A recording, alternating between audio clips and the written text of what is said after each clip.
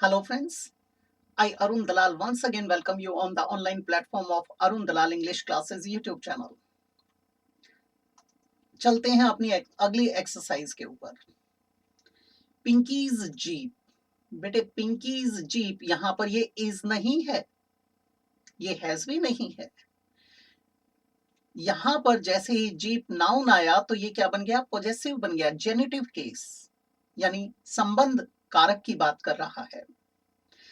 Pinkies jeep is dash than, बेटे than आया, इसका मतलब यहां पर कंपैरेटिव डिग्री आएगी। द मोस्ट एक्सपेंसिव गलत हो गया, पूरे को ही काट दीजिए। फिर मोर एक्सपेंसिव हो सकता है, एक्सपेंसिवर नहीं होता बेटे, मोस्ट एक्सपेंसिव नहीं होता। ये तो बड़ा इजी निकला, खोदा पहाड़ निकला चूहा। क्या आ जाएगा? More expensive than mine but Raj is. अब एक चीज देखिए, यहां पर भी राज आया, यहां राज का मतलब है राज जीप, यहां पर इसका ये मतलब है, लेकिन हम इसको रिपीट नहीं करेंगे, इसीलिए अगर लिखना भी पड़े तो इसे ब्रैकेट्स में बंद कर देना। ठीक है, बच्चे कंफ्यूज हो जाते हैं, यहां पर भी ये इज आ गया और ये इज आ गया, ये इज नहीं है। जैसा हमने एक सेंटेंस में पहले डिस्कस किया था, एक को काटा था, वहां वहां क्यों काटा था? क्योंकि वहां पर इसको हमने स्टेटिव वर्ब बनाया था, दोनों को ही। ठीक है, यहां पर ये राज का मतलब है राज जीप, ये हमारा क्या है? जेनेटिव केस है, यानी पॉजेसिव केस है, संबंधवाचक है। यहां ये अंडरस्टूड था और ये इज हमारी स्टेटिव वर्ब है। दूसरी बात, one in the entire city the most expensive one, बड़ा मीनिंगफुल सेंटेंस है अगर केवल इसकी स्टेटमेंट की बात करें तो। His essay was dash then आ गया तो कंपैरेटिव डिग्री आएगी। बेटर हो सकता है, गुडर, बेटे गुडर तो कुछ होता ही नहीं ना, बेटर हो सकता है, बेस्ट गलत हो गया। अब हमारे पास दो options. But it was dash than hers, आगे फिर से देन दिया गया है बेटा, दोनों में ही कंपैरेटिव डिग्री आएगी। वर्स्ट तो सुपरलेटिव है, क्या आ जाएगा? ए ऑप्शन आ जाएगा। आगे बढ़ते हैं बेटा, इसमें टीचर्स से हर्स का स्टेटस पूछा जाएगा, ग्रामेटिकल स्टेटस, पीजीटी और टीजीटी इंग्लिश के अंदर।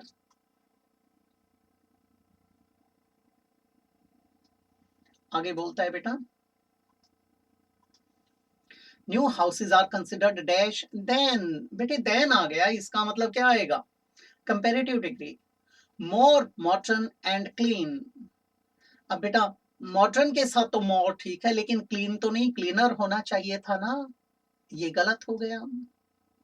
मॉडर्न एंड क्लीनर, बेटा मॉडर्न अकेला नहीं आएगा, इसको कंपैरेटिव बनाया ही नहीं, ये गलत हो गया, वो ठीक था। तो मोर मॉडर्न एंड क्लीनर हो सकता है, क्लीनर एंड मोर मॉडर्न हो सकता है, दोनों के दोनों सही हैं, लेकिन हमें तो एक का चुनाव करना है।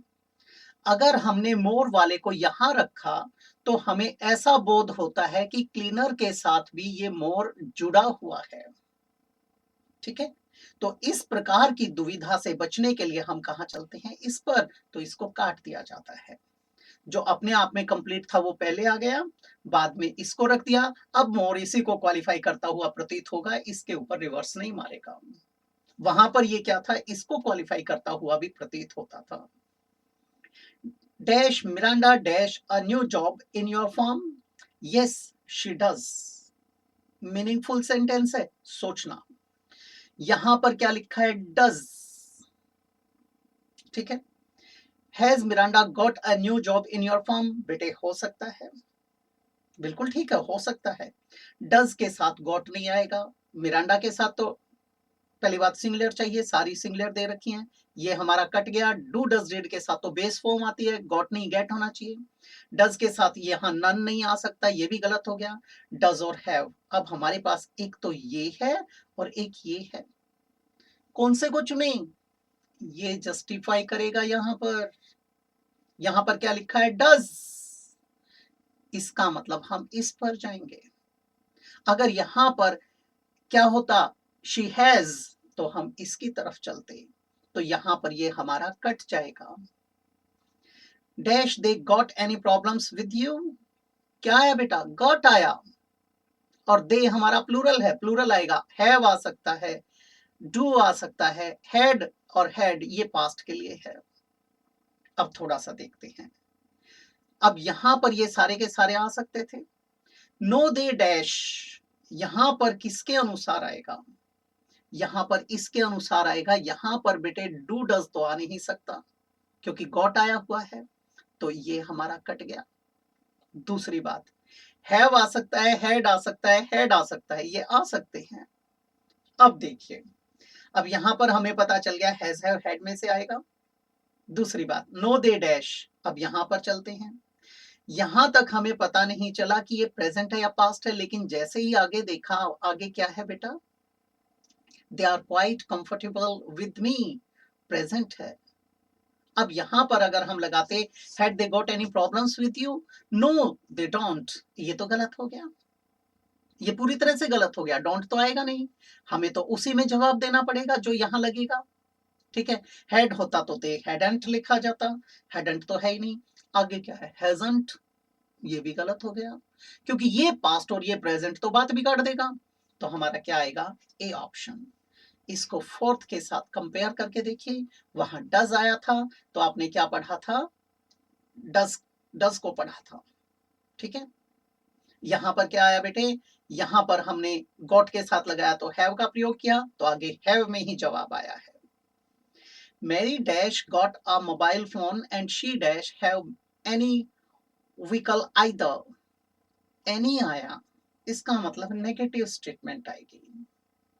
मैरी हमारा सिंगुलर सब्जेक्ट है, सिंगुलर वर्ब आएगा। पहली बात तो हैवंट नहीं आ सकता, ये कट गया। हैव तो प्लूरल है। हैज आ सकता है, डज आ सकता है, हैवंट फिर से आ गया, गलत हो गया। अब हमारे पास दो आ गए। गॉट आया है तो इसका मतलब डजंट नहीं आ सकता, डजंट के साथ तो गेट आना चाहिए था, ये भी गलत हो गया। क्या आ गया, ये आ गया। Mary hasn't got a mobile phone and she doesn't have any vehicle either. आगे, अब देखिए, डजंट के साथ उसने हैव लगाया, हैजंट के साथ उसने गॉट लगाया, कितना अच्छा कॉम्बिनेशन तैयार किया है। I dived dash the lake, I dived, अब बाहर से भीतर की तरफ गति हो तो इनटू का प्रयोग करते हैं हम। इनटू कब, जब हमें प्रपोजिशन चाहिए, लेकिन आप कहते हैं कम इन, अब ये इन एडवर्ब बन गया। आई डाइव्ड इनटू द लेक, हो सकता है इन बात नहीं बनाएगा, इनटू हो सकता है इन, गलत हो गया। अब हमारे पास दो आ गए। And went dash the water with the drowning child, अब एक चीज देखिए, बाहर की तरफ गति है तो आउट ऑफ, ये आउट नहीं, आउट ऑफ, हम इसका प्रयोग करेंगे। दूसरी बात, यहां पर वेंट आउट ऑफ का मतलब है came out of the water, ध्यान रखना इस चीज का। यहां पर इसमें भी वो कंफ्यूज करने की कोशिश कर रहा है, ये केम वाली सेंस में यूज किया गया है।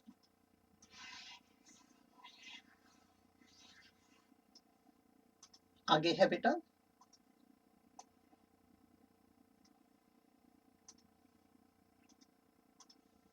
Let's see who runs dash and dash the hill first, पहाड़ी पे जाने की बात आई है बेटा। Let's see who runs dash and dash, अब पहाड़ी तक जाने की बात होती तो फ्रॉम और टू दूसरी चीज आती तो गलत हो गया। अप हो सकता है, अपर डाउन, अप इन्हीं में से भरना है।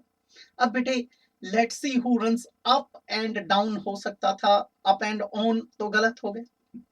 अपर डाउन ये सेंस नहीं बना रहा बेटा। डाउन एंड बेटे अप आना चाहिए था, गलत हो गया। अप एंड डाउन ये आ जाएगा आपका। The chemist is 3 kilometres and a half, 3.5 kilometre है। Dash or dwelling place, or residence, ठीक है।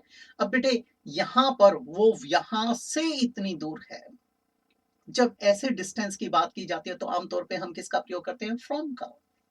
ऑफ, ऑफ का प्रयोग तो जब करते जब वहां से हटकर होता, तो ये तो हमारा गलत हो जाएगा। फ्रॉम हो सकता है अलोंग, बेटे अलोंग जब आता है जब वो उसके पैरेलल लंबी कंस्ट्रक्शन होती, तो ये तो बिल्कुल ही गलत हो गया। ये एक बेटे रेल्स हैं, रेल की पटरियां हैं, आप इसके पैरेलल दौड़ रहे हो या चल रहे हो, यू आर वॉकिंग या रनिंग अलोंग द रेल्स, गलत हो गया। वाया, बेटे जब आप रूट की बात करते हैं वहां से गुजरना होगा, गलत हो गया। क्या आ जाएगा, from, from our dwelling place. Delhi is located dash the banks. बेटा ऑफ तो आएगा नहीं, OFF होता तो हम सोच सकते थे, यानी हटकर है, ये गलत हो गया। ऑन द बैंक्स हो सकता है, फिर यहां पर पोजेशन दिखाना है, किसका? यमुना नदी का, तो ये ऑफ गलत हो गया। ये हो सकता है, इन गलत हो गया। क्या आ जाएगा बेटा? On the banks of the Yamuna river. ये थी हमारी एक्सरसाइज आज के लिए। अगली एक्सरसाइज तक आपसे फिर मैं इजाजत चाहूंगा, तो भेंट करते हैं बाद में। नमस्कार दोस्तों।